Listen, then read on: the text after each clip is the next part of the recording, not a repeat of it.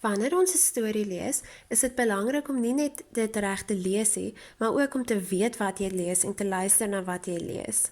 So hier is 'n paar vragies wat jy gaan beantwoord oor die storie wat ons hierdie week gelees het.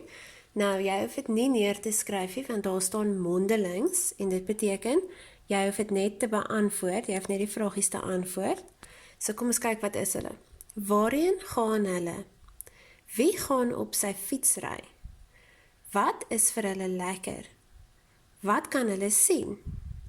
Wat doen hulle by die parkie? En waarheen wil jy graag gaan?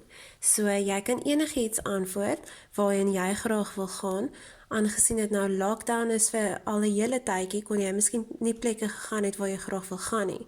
So jy kan net sê waarheen jy graag wil gaan. En dan heel onder wil ek hê jy moet teken 'n prentekaart oor die storie. Nou hier is hoe ek die storie gesien het. Jy kan dit teken hoe jy wil en hoe jy die storie gesien het, maar hier het ek begin by die huis. Toe stap hulle hier om, toe sê die storie mos, ons kan daar opgaan. Toe teken ek 'n berg waar hulle kan opgaan, en hulle sê toe, ons kan daar afgaan. En hier is die trappe waar hulle kan afgaan. Nie hulle met hulle fiets gery en die ander maat het gestap.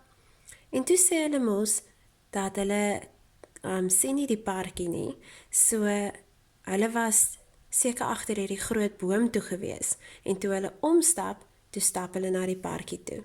So jy kan dit teken hoe jy die prentjie gesien het.